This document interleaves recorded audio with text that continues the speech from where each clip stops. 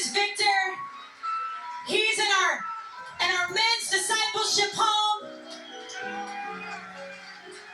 right down the street at the Dream Center. And if you're new here tonight, we love to hear life-changing stories. And this ministry right here, these men and these women that you've seen that give testimonies, these are the work of the ministry of the church you get to be a part of and the church that you support. And so as Victor shares, let's let our heart be ready and rejoice with him of what God has been doing in his life.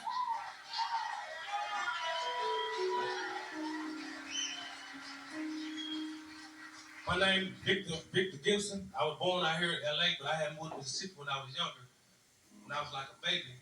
When I moved to Mississippi when I was a baby, my mom, she had got killed by this guy she was dating.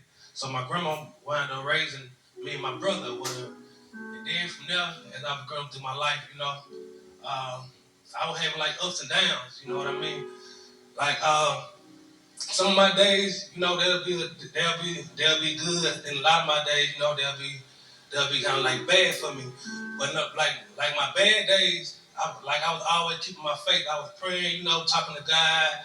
I was like lost in a lot because I was like alone all by myself. You know what I'm saying?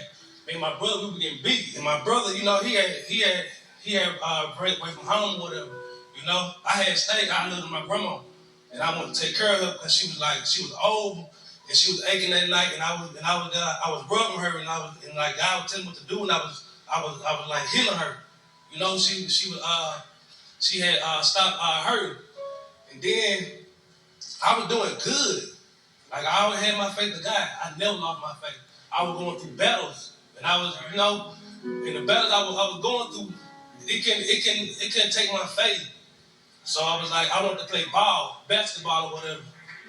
And then okay, but I really can't afford to get on no team. My auntie didn't saying and stuff like that, But I was real good at playing ball. So that didn't work out for me because I can afford to play.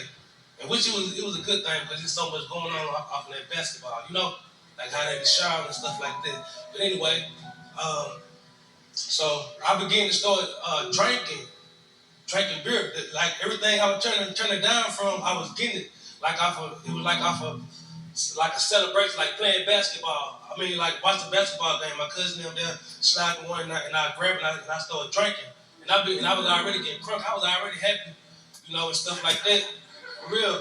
So and then from there, it was like I had started smoking weed.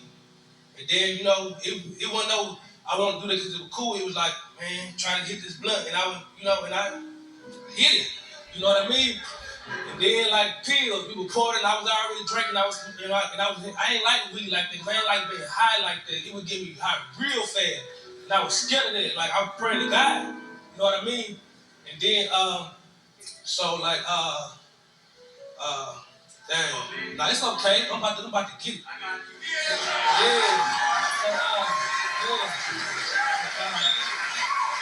Yeah.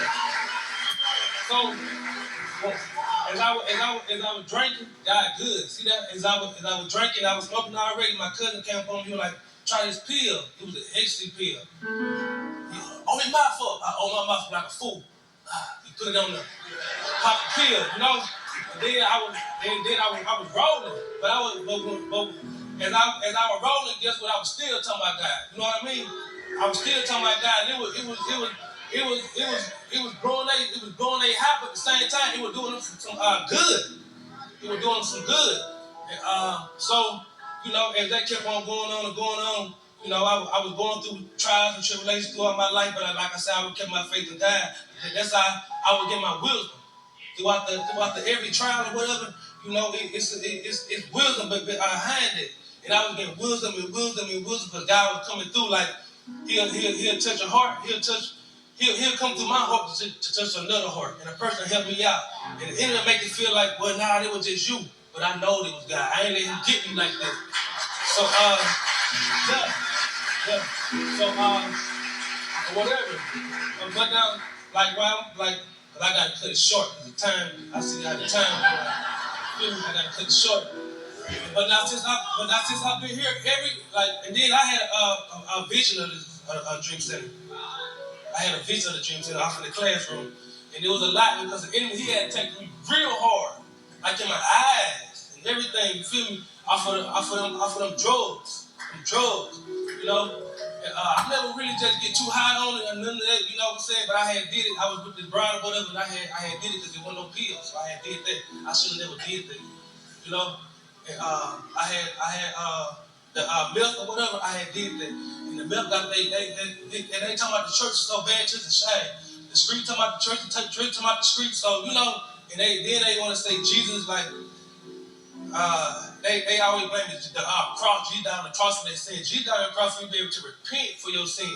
Not for you to be doing it, and it's dead wrong. You know what I mean?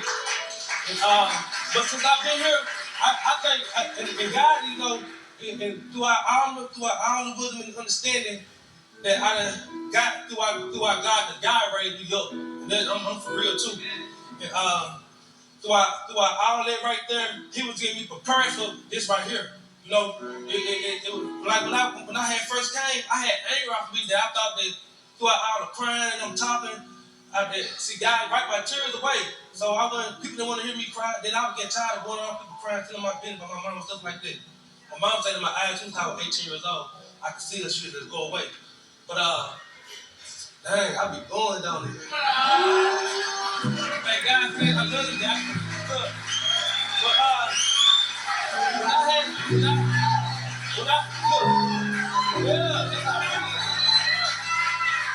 that's God too. Look, when I had first got my ticket or whatever, woo! I'm talking about it hit me real hard, like it hit me real hard. And I was like, dang, what is that? Somebody go apologize to these folks and stuff like that, you know, because it ain't that I had an anger for me that if a person wanted to fight, you know, I wasn't looking for no fight and I don't know how to pick for no fight, but if a person that was on that stupidity level, like, I ain't gonna let nobody be scared of you. And I was handling it. I was looking at it wrong. I was handling it wrong. You know what I'm saying? And that's what was causing me. And so, and that anger right there. So, but throughout all my faith and my understanding, I was able to receive my blessings from the idea that came together for our program right here. So, yeah. So, when I was like I said, when I was getting them tickets, Lord have mercy. That was hitting me to the car. It came to the car. It was man. I'm like, ooh, I Lord, like, get that away from me. I didn't know I had that. And then so after that guy he started doing it. He started getting that anger away from me. And I'm a change man or whatever. You want this mic on? I got it. How many people think we got a preacher, right? We got a preacher.